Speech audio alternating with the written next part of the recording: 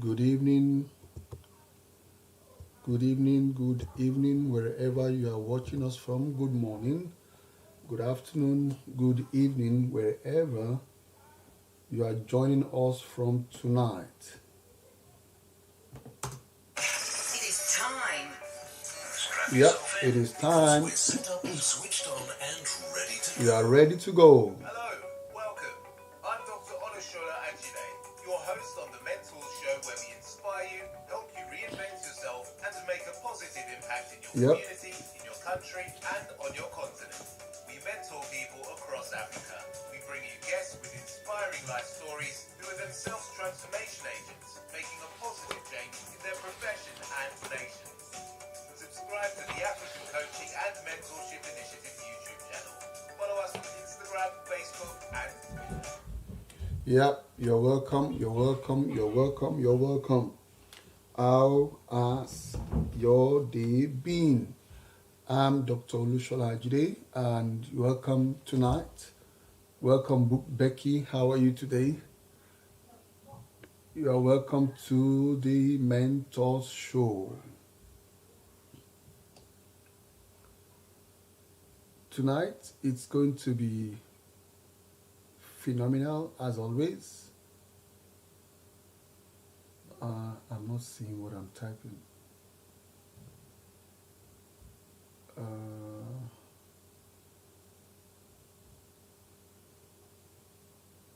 Oh, okay.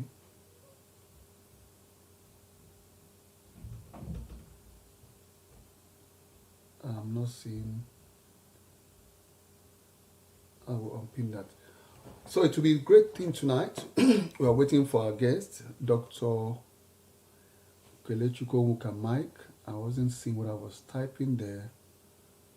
Let's do it again.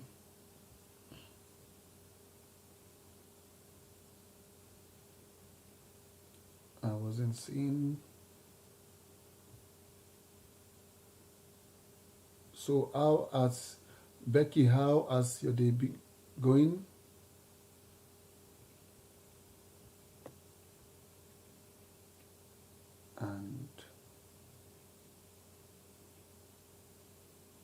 And uh,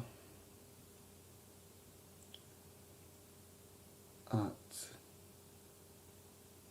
Kenny, how has your day been?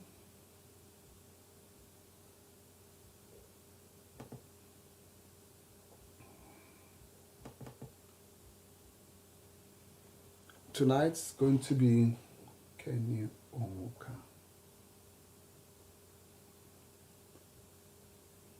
Tonight is going to be phenomenal. All right. Let's pin that. Okay, we've corrected that. So tonight, we sure. If you have any questions, let us know. It's going to be a great time tonight. Looking at the impact that our guest, Dr. Kelechuku Onwuka Mike, is making in mentoring people, and how he's been a transformational agent, as it were, learning from his experience, how he's able to change his own life, pivot his own life, and into what he's doing now as a research person, and using his own experiences to help mentor other people and helping them to achieve their goals, their dreams, their expectation, as it were. So tonight, it's going to be wonderful. It's going to be phenomenal. Don't forget, on this show, what we do is to inspire you, is to help you see new perspective, and is to help you to innovate yourself, reinvent yourself, and to help you to make impact. We are concerned about making impact. There is a need for you as a person to make impact because you are significant. You are very, very important on earth. And see, if you don't do particularly those things that are of concern to you, those things that are like if you call it an anger of what is happening in your social space, in this society, those things which you are asking critical questions. Why is this like this? Why is that like that? Those things that you are seeing are those changes you need to make. Those are the areas for you to make impact. So we are waiting for our guests tonight. So those things you're seeing are areas for you as a person to make a phenomenal impact.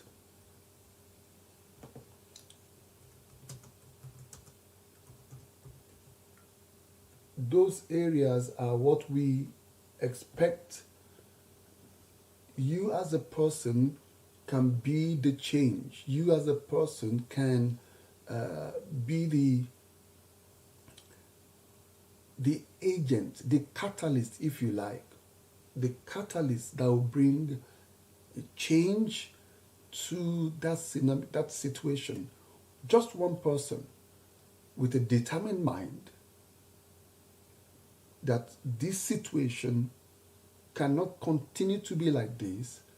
You can be the change. And don't go through, and I've been there also, don't go through the route of saying, oh, I don't have money. It's not first and foremost money. It's first and foremost a will. It's first and foremost a recognition that there's a job that must be done. Like somebody said, he said, poverty is not the lack of money in your pocket. He said poverty is not a lack of money in your pocket, but a lack of ideas. So that's what somebody has defined as what poverty is.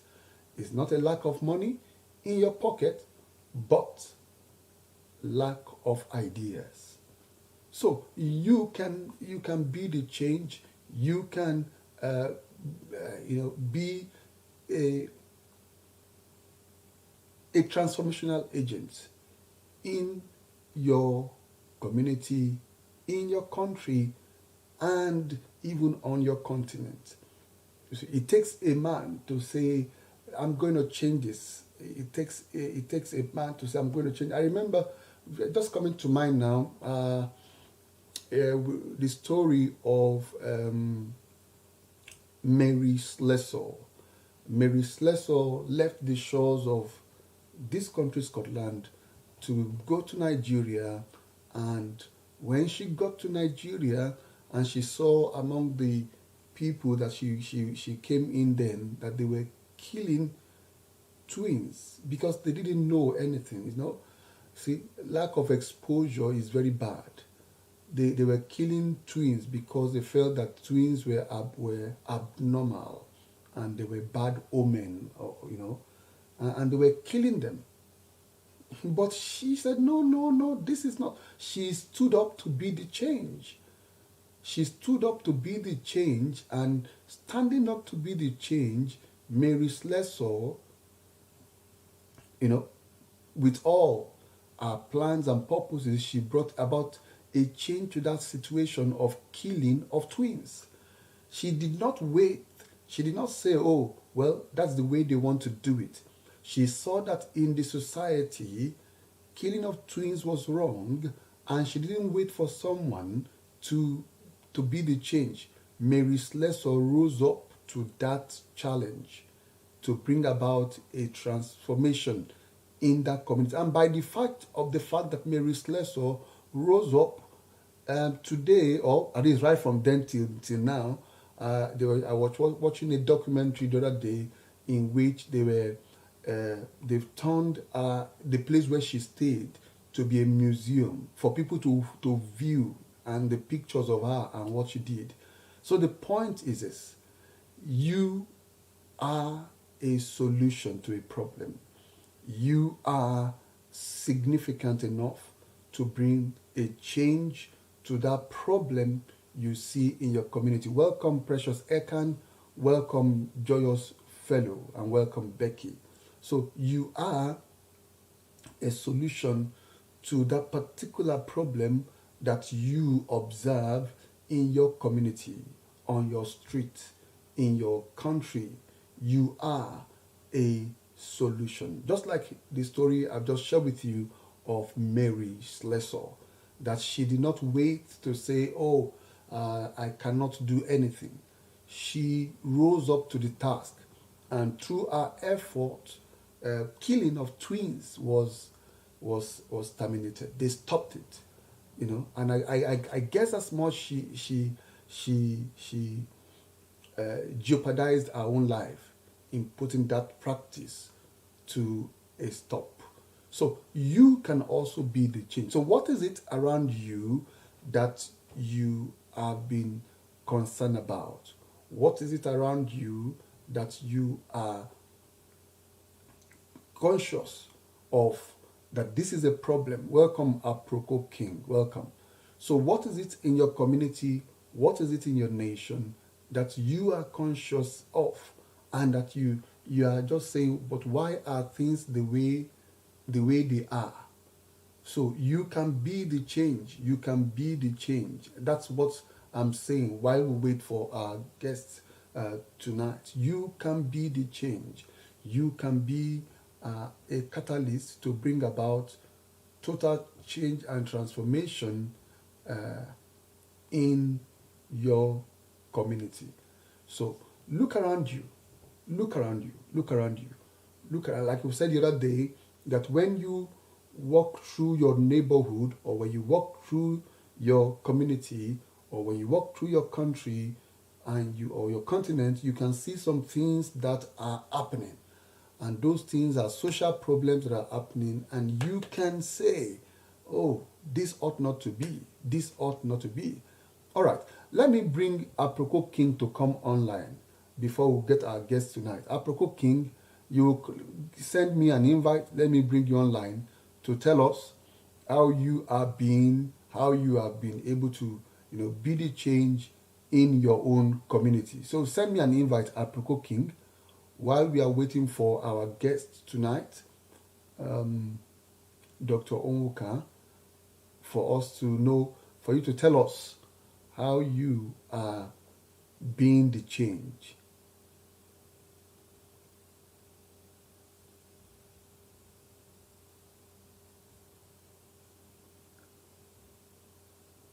All right.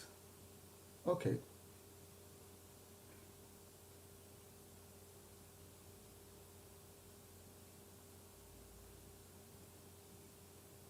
Oh, you declined, Aproko King. What happened?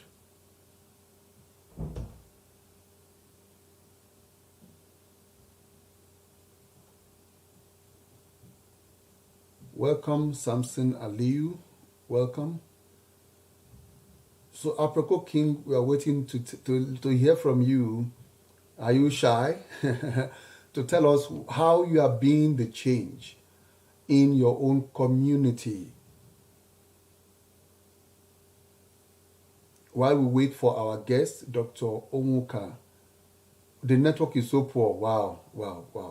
Now, that's another thing in which I think also within the continent of Africa, some people should be concerned. I'll be concerned about that, but I don't have that background to be. I've been so concerned about network, the internet facility infrastructure on the continent of Africa. You're welcome, official AY Couture. So I've been concerned about the Aproko King is unable to join. All right. No problem. So I've been concerned about the internet infrastructure, even in Africa. You could see now Aproko King that should share with us how he's making impact in his community. Because of the internet, he cannot do that. Now, these are part of the things we are saying, that each one of us, or just close from work, okay, on your way home, okay, great. So each one of us, we are change agents, and we are solution to problems all around us. We are solution to problems all around us. So it's important that we look when you go around. I mentioned it here some time ago about the issues around the issues of hunger, the issues of uh, health, people's health, sickness, the issues of, in agriculture, for example, the issue of waste food, produce being wasted. And it's possible for, the other day I was just thinking about, how there could be, in Nigeria, what we call a food ladder. Now, here in the UK, what a food ladder is a group, is a place whereby unsold food produce are taken there, and it could be distributed for people. Say, for example, unsold tomatoes. Say unsold tomatoes, leftover tomatoes, which the people who are selling them, the produce seller, could not finish to sell. Instead of going to pack those food produce to go and pour them on the landfill or anywhere, they are collated and distributed to people. They are given to people. You see? So there are other kind of things that, say, mango, say orange. I remember in Nigeria back then, you could see a mountain of oranges. Why? Because nobody spoils oranges. Because nobody is there to buy them, as it were. So collating those things and say, okay, you can now begin to distribute them to people, to families, to children, or to people all around us. So these are part of the things we are talking about, in which you look out for what's peculiar around you. Even if it is, let's assume maybe your neighborhood is full of a lot of dirt and things like that.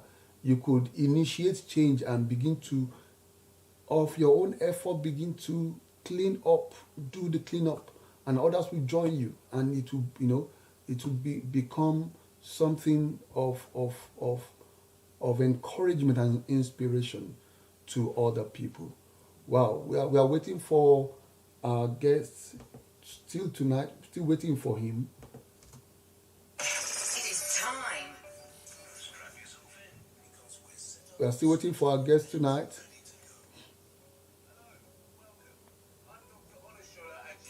Your host on the Mentor Show, where we inspire you, help you reinvent yourself, and to make a positive impact in your community, in your country, and on your continent. We mentor people across Africa. We bring you guests with inspiring life stories who are themselves transformation agents, making a positive change in their profession and nation. Subscribe to the African Coaching and Mentorship Initiative YouTube channel. Follow us on Instagram, Okay. Facebook, and So our guest just said he thought he's joining us now.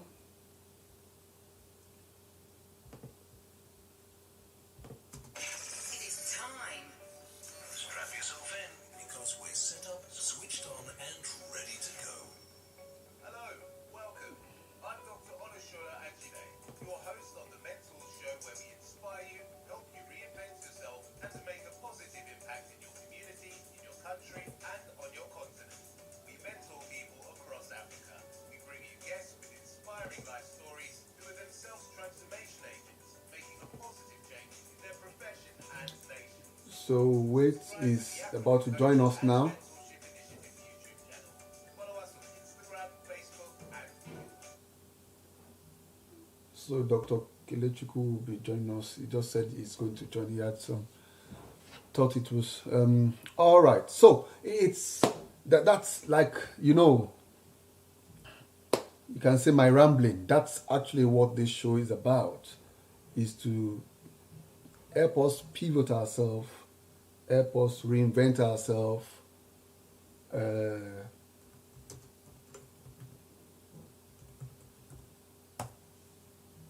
pivot ourselves to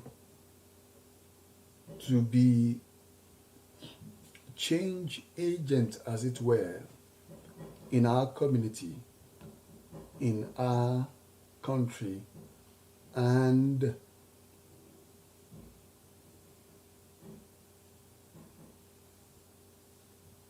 so we can be change agents in our community, change agents in our country, change agents in our continent, because you are the change. That's what this show is all about, that you are the change.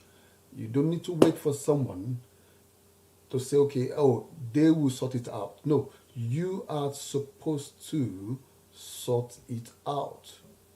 You are supposed to sort it out. You are supposed to be the one to sort out that seemingly challenging situation in your community, in your country, and on your continent. So it's important that you be the change. So if you need more, information, about how do I be the change, how do I go about it, yeah, we can have a chat about that. We can have a chat about that. If you go to my bio, you see a form in there. Just fill the form, and we can be able to have a chat about, and send me a DM that you've done that. Then we can, find a way of advising and providing some input and guidance. Just like our guest that will be coming on the show tonight, he, as a person, is using his own experience, as it were, to mentor other people, to help them achieve their own goals, to help them to, get new academic experiences. Welcome, Imagination. Yeah, Sean is another change agent in his own country of Zimbabwe. Sean has been on our show before. That's what we're talking about. These are part of the type of the catalysts we are talking about, which we need more on the continent of Africa and even in the world. Catalysts that can bring change to our nation. Yeah.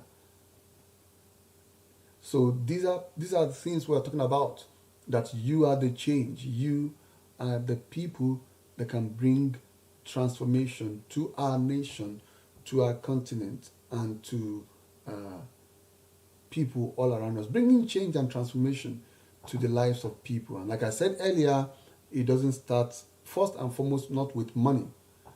It first starts with a will to say, I am going to do something. And once you step out that you're going to do something, and you look out for other people, other things, and if you like, welcome Workology. So, oh yeah, our guest is in the house. Welcome, Kenny, Dr. Kenny Onwuka. Send,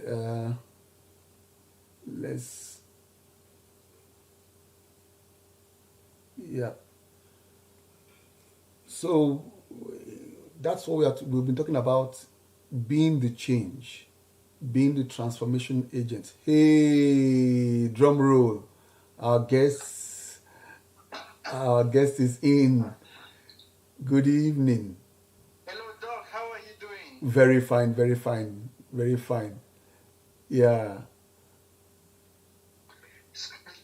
So sorry, I missed up the time. No problem. No Hope problem. I'm not too late to the party. No, not too late. We've just been talking about, I've just been talking, which is what this show is all about, that people, everyone who is watching live or watching the play, are change agents in their community, and that they must be aware when you look around. Look around, don't just be concerned about your own issue. Look around what's happening around you and see what change you can bring to that particular experience or that particular situation. And readily, I gave an example of Mary Slessor, who came to Nigeria and saw that they were killing twins, which for them was taboo. But she rose up to be the change. And by the virtue of her being the change to stop this situation, that act was stopped in that particular tribe, in that particular community. So that each of us could be should be concerned about what is happening around us. We should look, not only just see, look and see the things happening around us in our streets, in our community, social problems, social ills, poverty, hunger, people don't having, I'm, for example, I'm very passionate about unemployment. I'm concerned about there are millions of people in the continent of Africa, even in Nigeria. The question is, even if how many industries would you need to create to employ all these people? It's huge. Millions. During the uprising, the NSAS uprising, when I see the heads of people, and I keep asking myself, so are all these people employed? Are they engaged? Are they fully engaged? Do they have a work they are doing?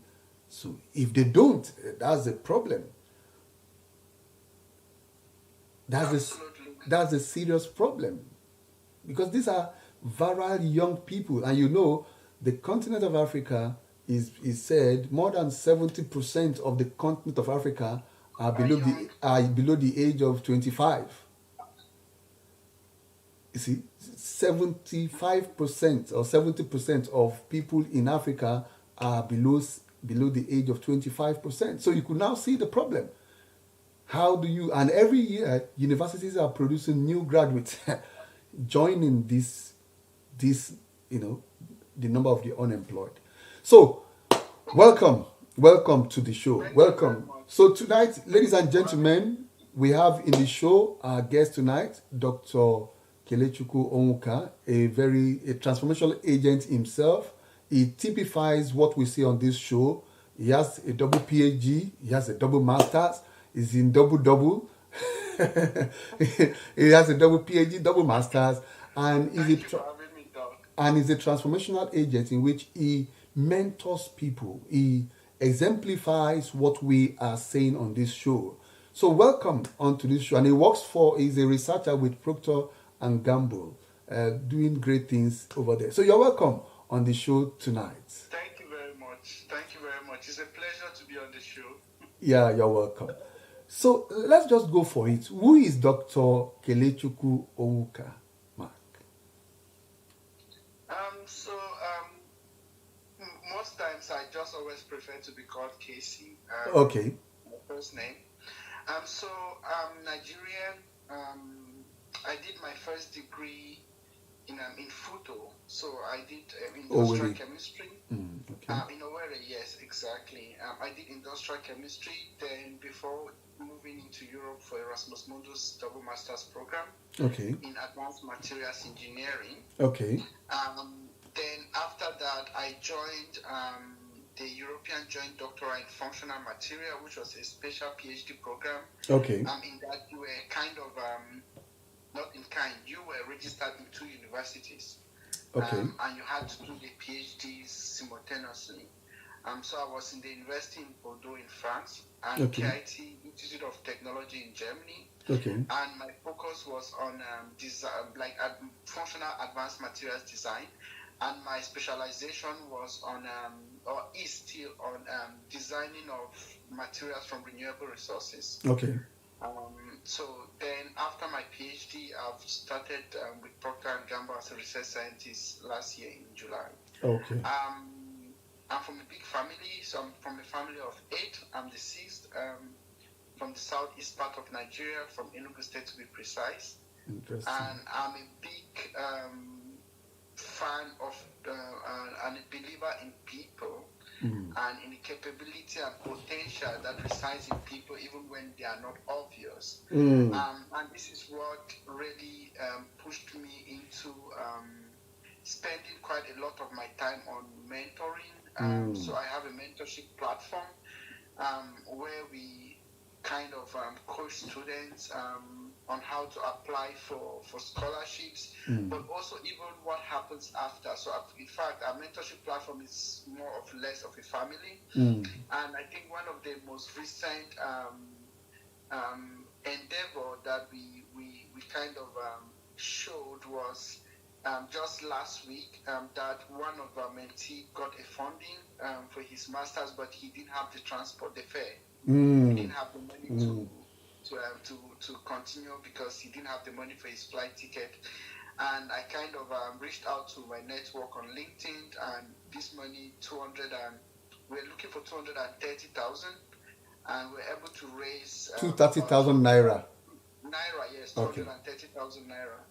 And we're able to raise around 250,000-60,000 within one day. So he's actually just arrived in Poland this evening.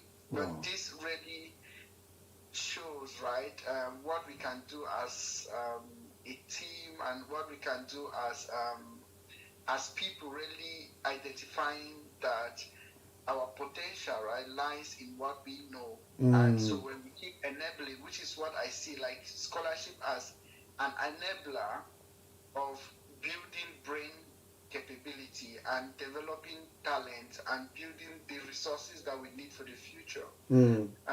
Considering that you do not have the facilities to do that in your home country, but again, so most of these people otherwise will not find a chance, like for me, to study in Europe and get to this level of education. So that is, I hope that was not too much of what No. Welcome, Ami Cares. Welcome, Adeleke Babalola. You're welcome. Welcome to the Mentor Show. Well, thank you so much for that. And you know, in saying that and about talking about yourself and your mentorship program, you did mention about the fact that, and I like that, when you said you are a great believer in people even when it is not obvious. And I think that's pretty much what it is. So, ladies and gentlemen, if you are watching this show tonight, or you are going to you are watching a replay of it, the fact remains, like I said, even in the initial, before you guys join us, you have something in you, even though it's not obvious. And like I said at the intro, you are significant. You are important. So if you don't recognize that you are significant and you are important, you cannot be the change, and you cannot pivot yourself to go to the next level. So it's important for and like you did mention there that your own experience to try and use your own experience. Now let's go back. What were your dreams when you were 10 years old? Good question. That has really moved up and down depending on when we are looking. Okay. I would say at 10, this was just before I started secondary school, then in Cameroon, because me and most of my siblings were born and raised in Cameroon. Okay. My parents were there at So this point. tu parlais français? Oui, un peu from the English part of Cameroon. The English father Frank. Okay. So Don't at mind me. 10, I don't speak too much of French. I just that's just if I a. push one level more, you would have struggled. So for the beginning part of my life, I always have been someone that is curious, not just taking things the way they are, really trying to find how we can do it differently, like always problem solver. And I remember at this point I wanted to be a doctor, because I mean at this age the only things that were obvious is doctor, engineering, and medicine, right? I know, so medicine, engineering, and law these are like the three categories of careers that you could do. Even when we didn't know what that actually meant. But when I started when I got around 12, 13 and went to secondary school, I just realized that medicine is not for me simply because I can't tolerate blood. Okay. I have a phobia to blood. So the other option, I wouldn't do law. So it was like, okay, engineering. And at that point, it was also just very broad, like engineering, without really thinking what that is. And I remember just going through my secondary school and high school, really saying, okay, I'm from Nigeria. Nigeria has a lot of oil. It looks like petrochemical engineering would make sense. So this was what I had in my mind, like I would be a petrochemical engineer because Nigeria has oil and Has I'm oil. going to work in oil company. So which really shows also the kind of, I would say, historical and 20th century mindset of going through or even preparing to go through the university. Yeah. I did end up doing petrochemical engineering for many reasons, most of them beyond my control. And I remember when I got chemistry, the first thing that I told my dad is, I'm not going. And he was like, why? I said, I mean, if I wanted to do pure science, I would go and do mathematics, not chemistry. I mean, I'm very good in chemistry, but I don't see myself, because again, the only thing I could see in chemistry was just, after chemistry, you're a teacher. Like, what else can you do in chemistry? What else can a chemist do? Exactly. And then they said, okay, don't worry, go through the first year. After the first year, if you don't like it, You can probably change. you do perform where you can switch. So that was the only thing that made me to even take up the admission. And I remember just going through for the first year. I started from the second year as a direct entry because I came with an A level from Cameroon. So when I went through the second year, I was like, oh my God, I have no idea what this is about. Like, I'm definitely staying back. Whatever I wanted to do, this is what it is, even though I didn't know how it was defined. So eventually, when I moved through chemistry then with the different branches, it was now very clear to me that I need to understand more of how to design, right, materials before bothering how, like, first solving the problem that they could pose before they even get developed. So really, this advanced design, so we call it like sustainable by design. It's called. So this is what really started pushing me from the field of environmental chemistry really to material science, and all the way now through my master's and PhD, really focusing on how can we really think of the whole aspect of a material really at the design stage before we even start on it. So in that's I think very interesting, and of the fact that the way and the journey of how you came to be doing what you're doing now, even though initially you didn't think that we are going to be doing it, but somehow we could say the act of God led you somehow, with all those different options that now into material science, which you're doing. So for also our audience tonight, I don't know, perhaps you are in that situation in which there are some things you are into now and you don't see how they can add up. But it's first and foremost to try and discover what's the purpose, what's the why. Why am I doing this? And that will help you to be able to pinpoint and be able to decipher and say, okay, this is the reason, and to be able to now know how to apply that process. Because when you don't know the why, you will not exert yourself. You will not release yourself pretty much to try and understand the whole extent of what you're doing. So it's very interesting that you now came up to the aspect of material science, which is designing and making sure that materials are sustainable. Concerned about the I'm also into the aspect of renewables and climate change, environmental. I'm the chairperson of Nigeria Environmental Society for the UK. Okay. The UK chapter. So we are concerned about the environment, and about climate change, about sustainable circular economy, and all Yes. those all those stuffs. So it's important that now you have come to that point of saying, oh, this is what I want to do, and see the change that you are making. Now, let's on this show we say it is sparking creativity. Sparking creativity. So when we say sparking creativity, you're looking about, okay, how would you as a person define creativity? I would say creativity is thinking without the box, just identifying what is that unique proposition and that solution that you can bring in to a problem. So basically, not seeing the problem, but seeing a solution and thinking through how to deliver it. Okay.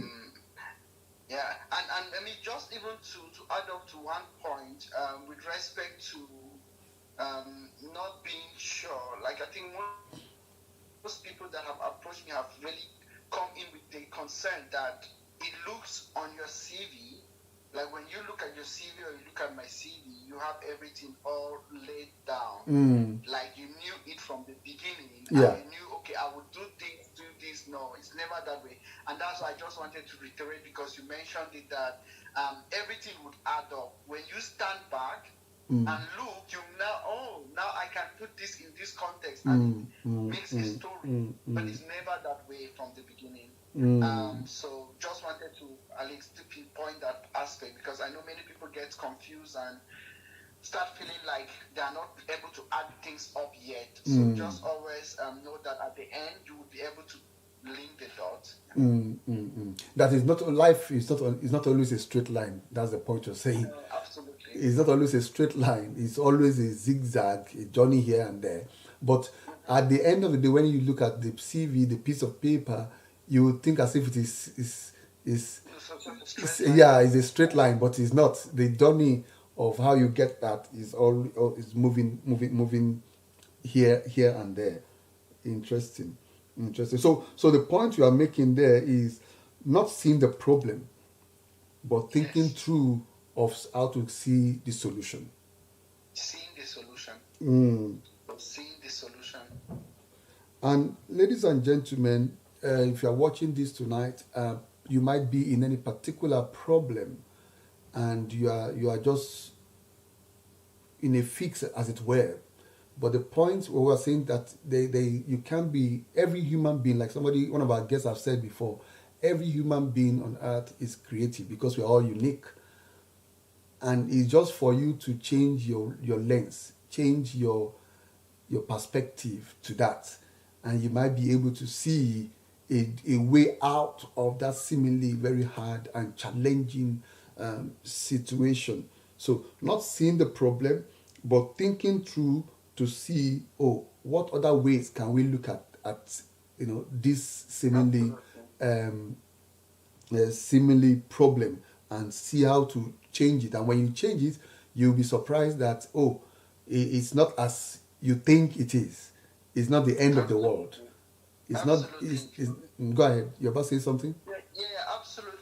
Like one of the mindset that I have is with respect to what you do with your experience. You have your area of control, and most times we are not able to control or influence what happens to us through life. As we walk through this life, we are not able to control what comes to us, all the trials, the failures, tribulations.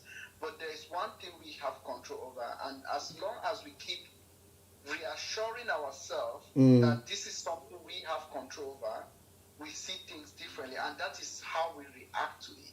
And what do you think, or how do you see that experience? When you see an experience as an avenue to learn, especially from failure, when you take failure, it's still connected with the aspect of creativity, right? So someone says, okay, now I think I have a solution, I've think it through, and he or she applies this solution and it fails. So failing in quote, and then you feel like, oh, I never even thought about it. Like it wasn't worth my time. I would just give up. But if you see it like, oh, this is still something now that I know it doesn't work this way. This way, okay. So you see failure as an opportunity to learn and grow. And when you do the next iteration, you find out how to implement it. I think it was Thomas Edison that said, like, I now know the 9,900 ways of how this cannot work. So not that I have failed 9,000 times, but now I know 9,000 ways of how this cannot work. So really always thinking your experience as opportunities to learn. To learn. Yes. Thank you for that. So thinking of your experience as opportunities to learn. Yes. Your opportunities to learn. And it's important. So ladies and gentlemen, whatever you are going through, using your experience to know that, oh, it's an opportunity. And I would normally tell people, and I've come to learn this, that there is nothing like failure. It's only feedback. Agree. Yes. So there's nothing like failure. I completely agree. Is only feedback. Like you are just using the example of Thomas Edison, is to say, okay, this is not how to do it. I need to do it another way. So because when you say, oh, failure, or somebody says, oh, he or she is a failure, no, we don't agree that you are a failure, because there are other areas of your life in which in totality you have passed, you've succeeded. So when you say you are a failure, it means a total sum of your life. You've never achieved anything. Even a game of Ludo, you didn't win a game of Ludo. So if you win, or if you won a game of Ludo, or a game of chess, or a game of card playing, if you have won that, if that's the only thing you won in all your life, then you're not a failure. Absolutely. So because, Yeah, absolutely. Yeah, go ahead, you're about saying something. Yeah, no, absolutely. So they always say that everything that we are concerned with now is factored on one aspect: your life. Every other thing is factored on it. If when you are not alive, every other thing makes no sense. Yeah. So even being alive, being able to breathe on your own, walk on your own, that's already like unsurmountable amount of winning success. I always say that, some days you have like many things going wrong, but I always advise that you focus on just the one thing that is right. Okay. And you will notice that the 99 that is wrong will disappear. But if you have 99 things right and one wrong, and you focus on the one wrong, the 99 would also disappear. So you magnify. It's just like seeing an anthill, like a mountain. Yes, the more you put your energy, bring in the negative energy on that area, it would basically diminish every other thing that is working. So when you sit back and really ask yourself, like you said, am I really a failure, or is it not me, but what happens? Then what do I want to learn from what has happened? And how can I use that as an experience to build up the next plan for the next step? Right? So this changes how you see things. Interesting. Wow. What a great way. Now, for you as a person, even though you have given us some insights to it before, and from what you think you have said, you've given us some insight in it. How do you think? I didn't get that. Like, how do you think? Yes, your thinking process. Take us through your thinking process. So basically, first, I want to consider come in with as an ignorant, that I do not define that I know what the problem is. Then I want to consider how would it look like? What would solution look like? So really first being sure that I can define the problem. Mm.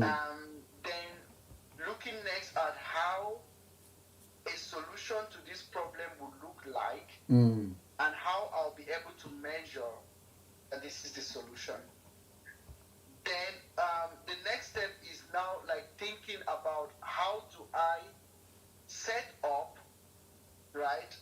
So first, then there's the hypothesis of what I'm going to be testing against, Mm. and then really thinking through in terms of if I apply this method Mm.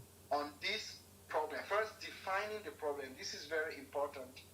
So again, not just jumping that, oh, I know the solution, but when you are not even sure that is the That's right the problem. So You might be first, solving another problem. Exactly, you solve a problem, but not just that problem. Yeah. So really first defining the problem, and I think it's important for people to realize that you have to accept you don't know what you want to do. To come neutral, that you do not impose your own belief, right, into the problem that you want to solve, and then navigate it to a solution that you want to have. And I just give you a very good example. So recently I've read a very high professor posted something on Twitter where his students, his PhD students, that was at the end of his PhD, he had submitted the thesis. In fact, the professor was basically just reviewing the final draft, and he realized that some data didn't make sense. So he called up the student because he could see it through that there is something wrong. Then he called up the student, and then the student tried to lie about it. Then it was obvious because he knew that the error margin and some other setup didn't make sense. So he noticed that there was a lie, and then this student, after denying, realized that, oh, he has been caught, and decided to say, okay, I changed it because of this, and this. Then, no problem. Can you bring me the right data, right?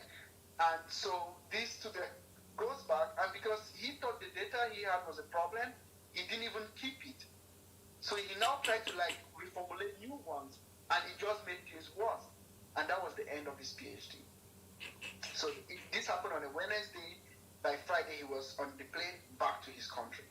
Now, why am I bringing this up? When you feel you have an answer, even before understanding the problem, right, then there is an issue, because the solution is not necessarily what you thought, right? And that is where you need to be very open-minded on the outcome. It might not be what you preferred, but what makes you think what you prefer is what it's supposed to be. It's what's supposed to be. So the ability to really stand out and observe without enforcing your own bias, prejudice and bias, into the solution that you want to see. And it was similar for what I did when I started my PhD, and after the first 6 months, it was completely upside down. And I remember my professor simply telling me that, well, now we know how this doesn't work. It doesn't mean it's bad. It means now we know how this will not work. And you see, that completely changes how you see things. So if you come in already with a solution, then you don't even need to think. You just apply it. So to be able to think, you need to first, in my opinion, stay out of it and observe. Then consider every outcome. If this is like this, what will it mean? If A moves to B, then it should end in D. Or if A moves to B, it could end in E. Then now, how do I check the end to see if A was actually going to end in this or that? So opening up your mind for options, possibilities, what could be an outcome of what I'm going to do. And also being willing that you want to learn. So I always see thinking really as also an opportunity to learn through, right? So in the idea or the area that once you are looking through that as an opportunity to learn, you do not bring in your own solution, right? Because if you had the solution, then you could simply just say, oh, how do I figure this out. Oh, this is the answer. No. Did you think through it? Really taking out a piece of paper, writing all the different options, getting it criticized, not only talking to people that would oh yes you, but even those that don't oh yes you, not just taking it as a criticism that oh they don't like my idea, but really trying to understand what is behind their not liking the idea, liking it, and trying to work towards it, because most times the people that criticize you are the places you get the biggest chance to learn.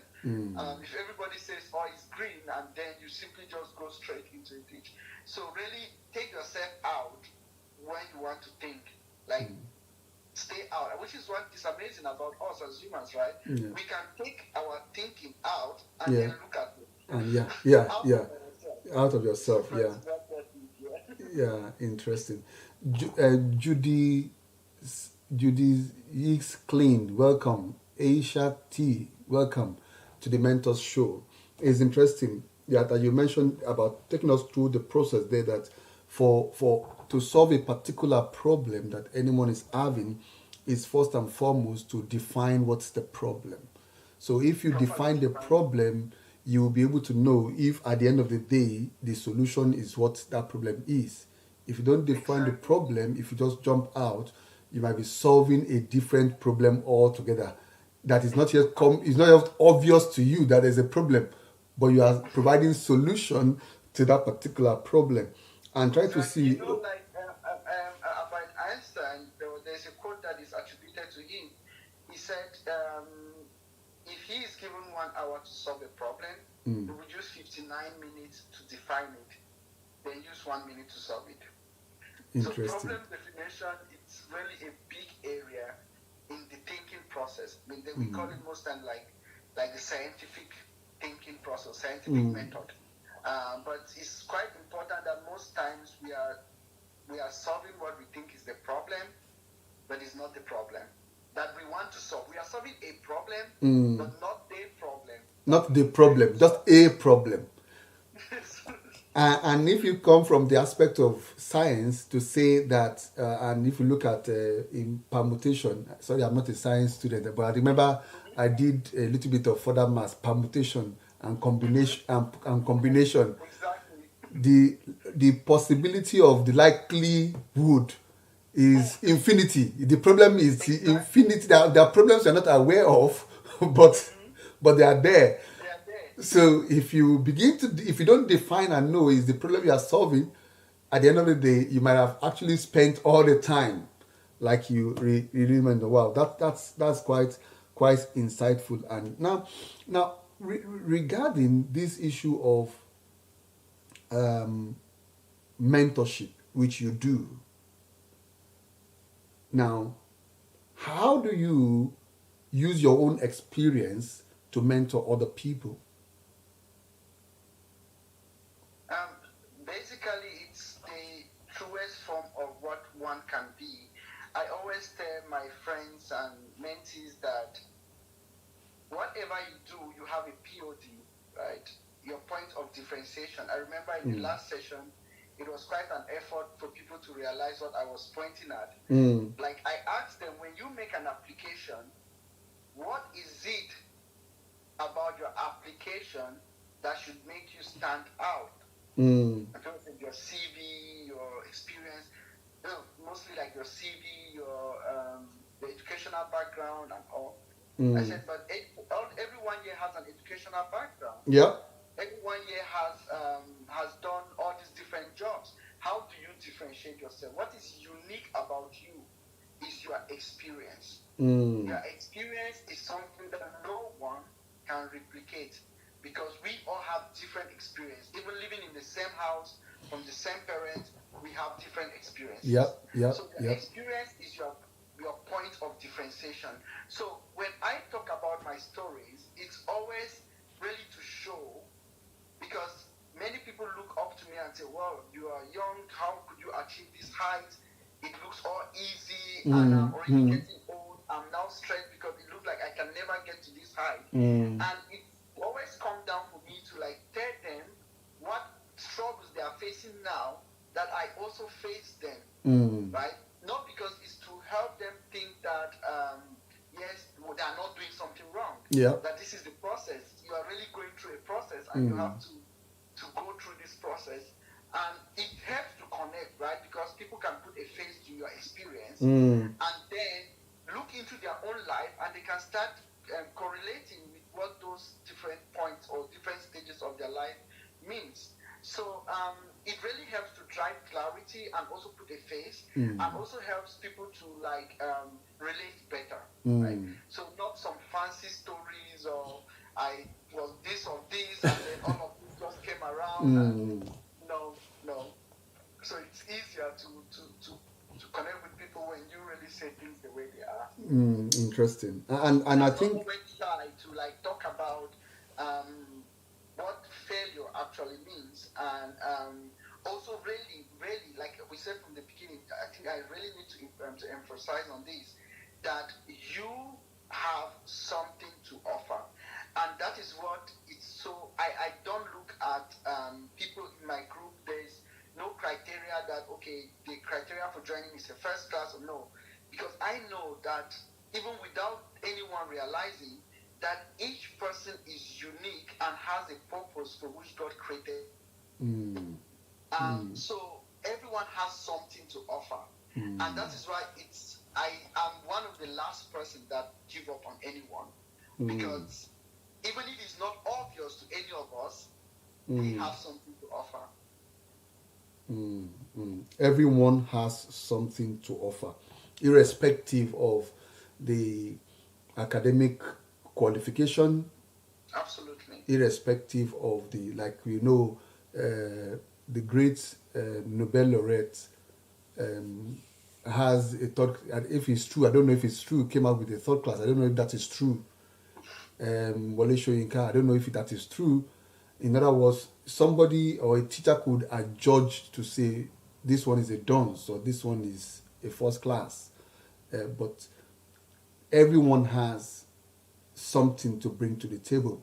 And the point, and what I can hear you saying, which is very important. So, ladies and gentlemen, as you are watching this tonight, if you are online or you are watching this replay, is the fact that what stands you out is your point of difference. You are different. Yes. And that's your difference is your unique selling point. Exactly. You don't need to be like everyone. Yeah. Right? So I always tell people that come to me and say, I would like to be like, I said, no, you don't want to be like me. Want to be like yourself. You can learn from me, but make sure that you are yourself, because the only best person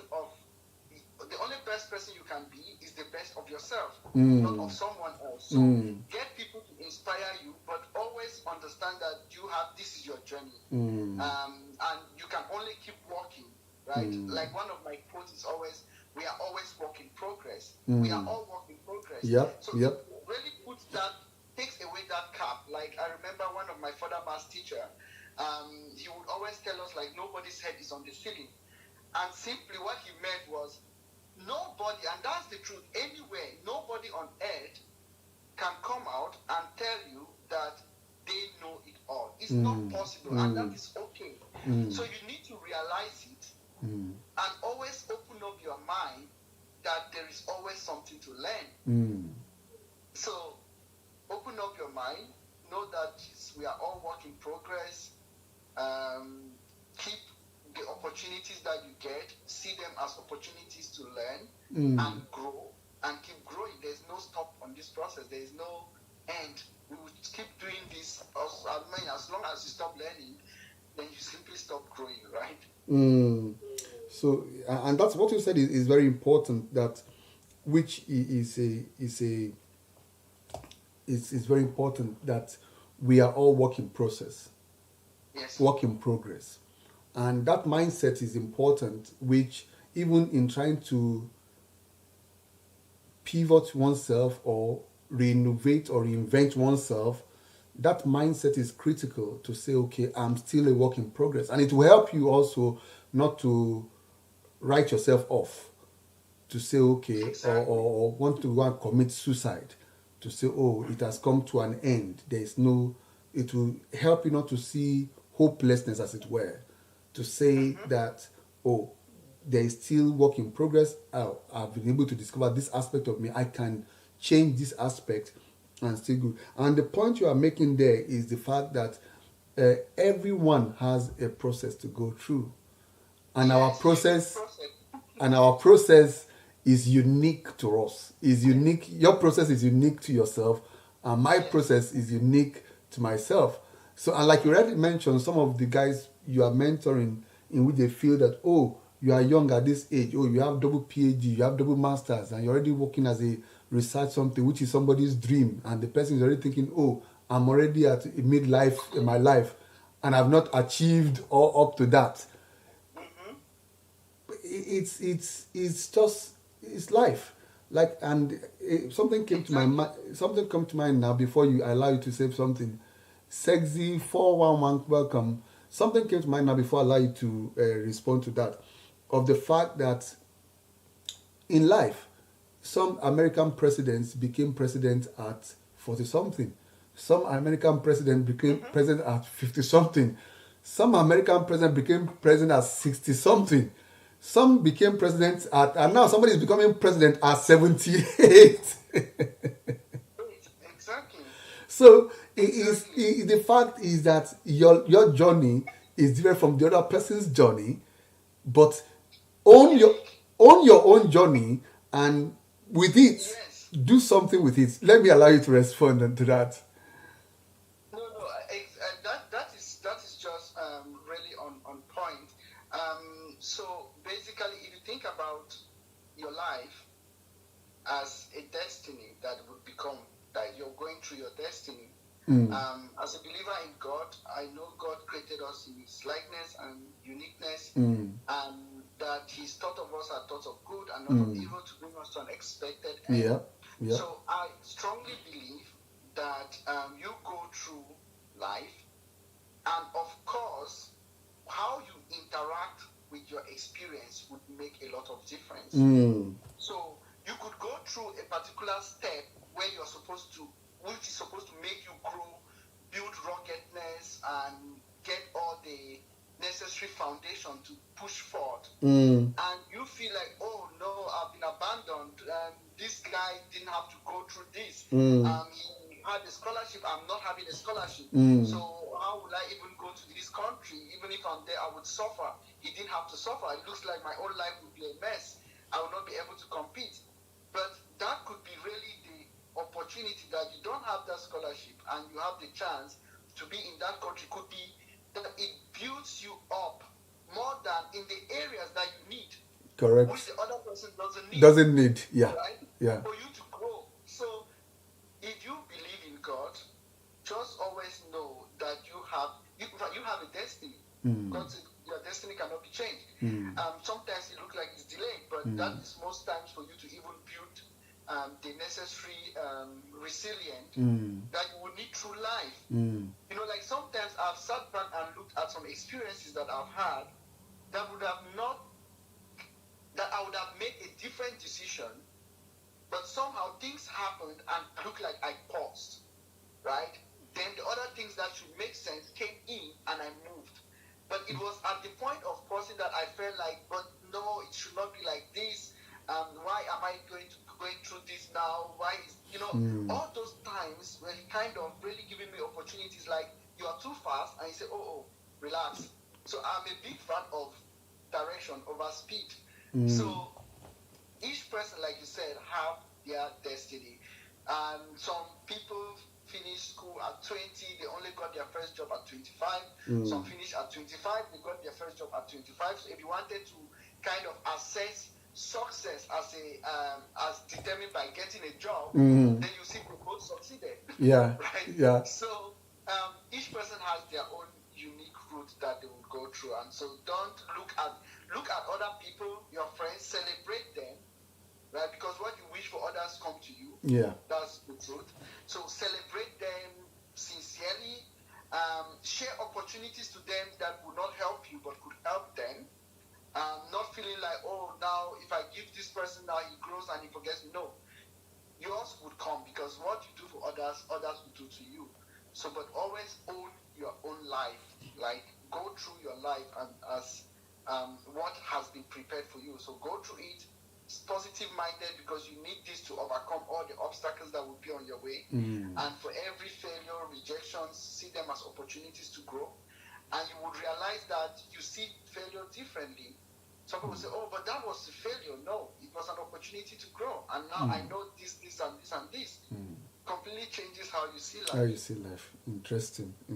Thank you very much for that. So you could see it's wonderful that the issue of understanding that there's a process, understanding that there's a uniqueness and there's a differentiation, and trying to use that differentiation to sell yourself or or pivot to the next level is very important.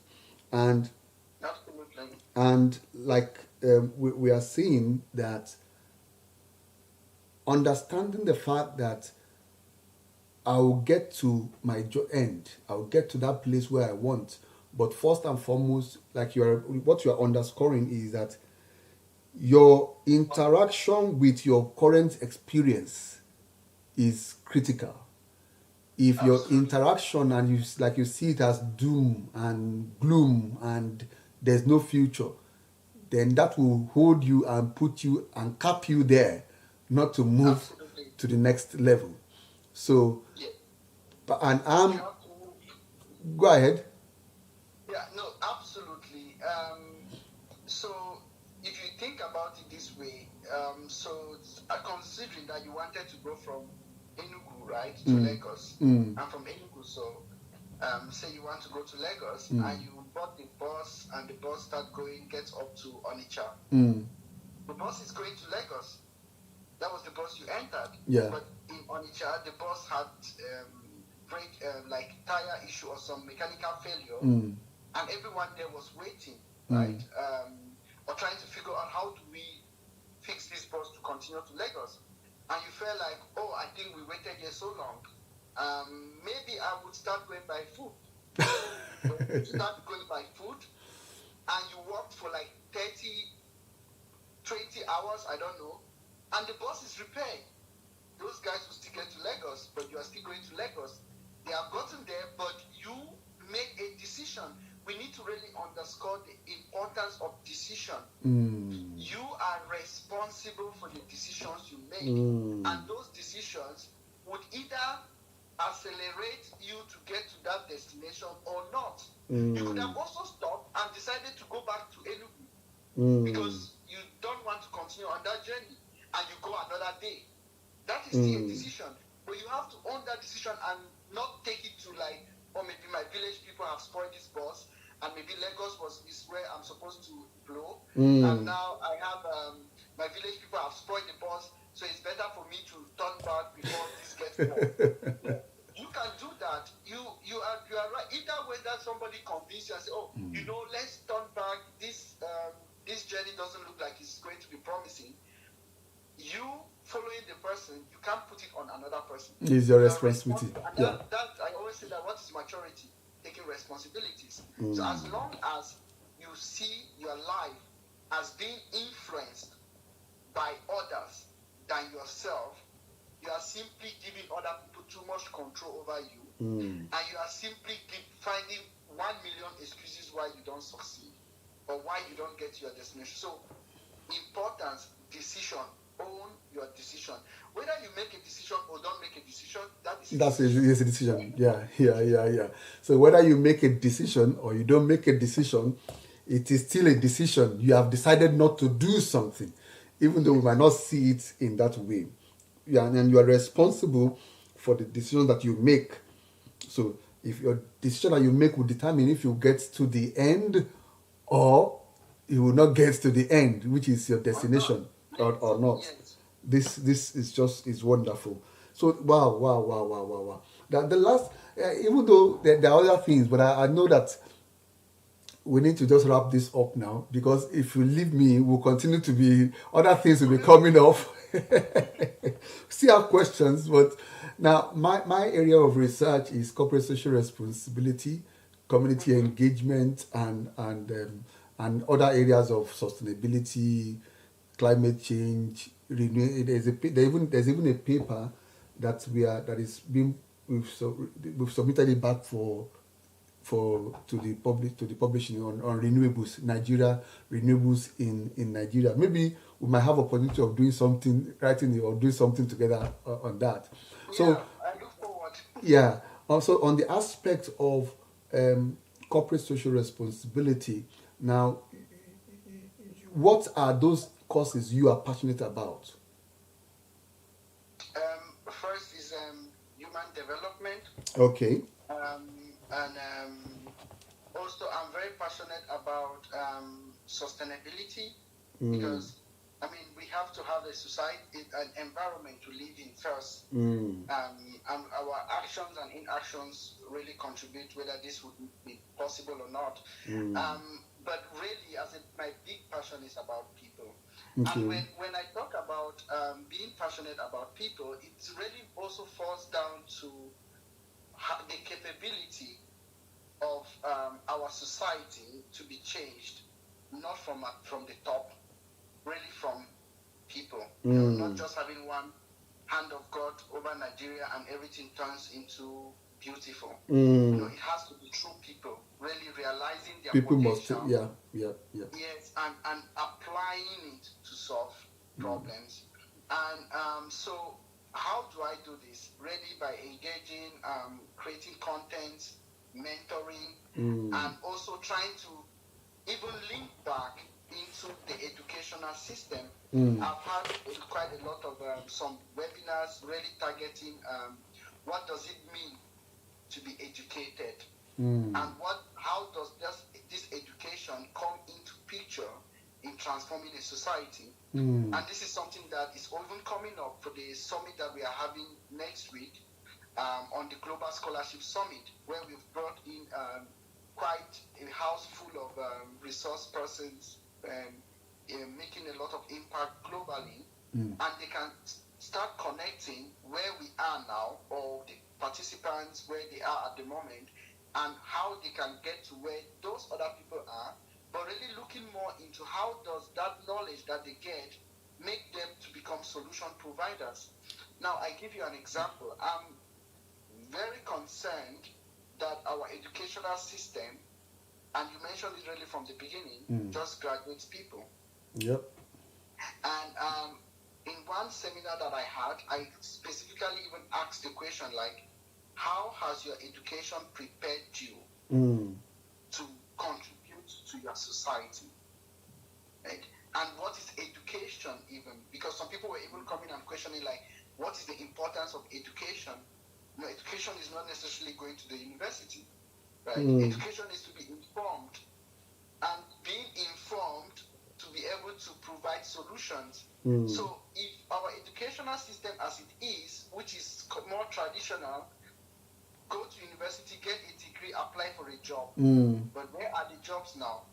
I think you asked this question really from the beginning. Yeah. So there is really a lot that needs to be done, not just on Nigeria, but a lot even in Africa. Correct. On how the curriculums are designed and what they mean. So as someone that is very into innovations, I do not see how a society that builds on exports of raw materials can ever be sustainable. That's just the end of it. So if we do not look into our educational curriculum and find how students go through the university and come out and be in the cycle of a production system that sustains and supplies the country, then I think we have an issue.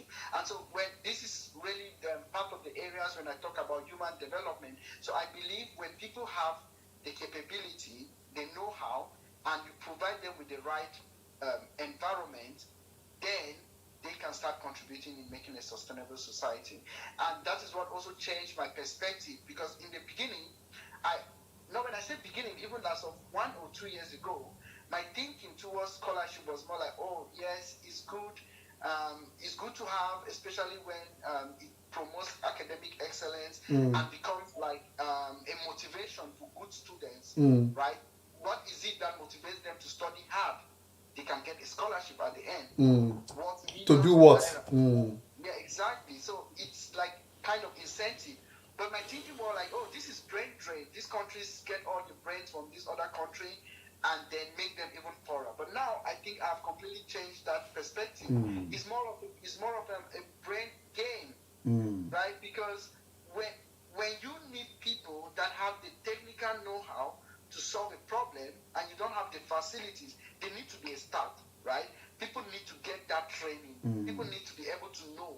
And as it stands now, most of the option that is available to a common Nigerian is scholarship to get that kind of knowledge. And of course, that is the first step. The second step will now be the government or the society finding how to bring these people back, right? Not going to be easy, but it's possible. So finding how to bring these people back and knowing that you didn't pay for the experience and the know-how that they now possess, but you can find a way to link and tap from what they know now, which they know because they got a scholarship. So it's really brain gain. And so you know that Nigeria now has millions of brains scattered all over the world that can completely overhaul the whole country if they are given the opportunity. Interesting. And not even necessarily bringing them back. We now have a playing field. So anyway, like we're having this conversation now, you don't necessarily need to bring them back because there's now a... But bring them involved. You get them involved wherever they are, they can still contribute and still make change. Now, I said COVID has made it now possible to have removed a lot of barriers, a lot of things that people jump. People jump on the train or on the plane to go to places, and now they can do the same thing without leaving the comfort of their homes. So it's changed. So it necessarily wherever all of us are, we can be the change and bring it. So thank you so. It's just been a wonderful time. Can you imagine that we've spent more than 1 hour? We've spent about 1 hour now. You're not even realizing it. Wow. Thank you so much. We hope to bring you again because the aspect of this issue of scholarship, it's very important. And maybe I was supposed to start something, but maybe I'll see how I'm supposed to start an online lecture series. But we'll see what will happen because I'm also passionate about providing information to people. I've been doing that even before I left Nigeria, providing information to people about scholarship opportunities and things like that, and try to say. And some people still reach out to me now to say, "Oh, sorry, I have my children. They want to go to this thing." And when I get any information, I pass it on to them to say, "Okay, look at this one, look at that one. Have they done?" But the critical one which you are doing is that aspect of helping, which is a critical problem, is helping us, those who are coming from Nigeria or any African country, to demonstrate their experience to meet the requirement of any of those scholarships. I think that's a critical point. To write those personal statements, to fill the form, to follow the instruction to the letter, and to do things as is requested. Not to say use a black pen, to use a blue pen. I've been like that also before, in which you don't pay attention to detail, which is very critical. So thank you so much. Thank you so much for your time. So are you in Nigeria now, or you are in Germany? No, I'm in Germany. Okay, but the number you sent me, you still use it on your WhatsApp? Yes, on the WhatsApp. Yes, I use it to keep contact. To keep contact. All right. Okay. Thank you so much. So it's been a wonderful time having you on tonight. All right. So thank you for coming. So, ladies and gentlemen, it's been a wonderful time tonight having our guest, Dr. Onwuka, Dr. Kelechukwu Onwuka. It's just been wonderful. You can go back and rewatch this. And next week, by the grace of God, we have a wonderful guest coming in. On Tuesday, the 24th, we have a very interesting young man who is a special gospel minister, a person with a different flair, a different way of gospel ministration, Mr. Follow the Music. He will be with us here on Tuesday by the grace of God, live and direct. So please tell family and friends. See you next week by the grace of God. Bye.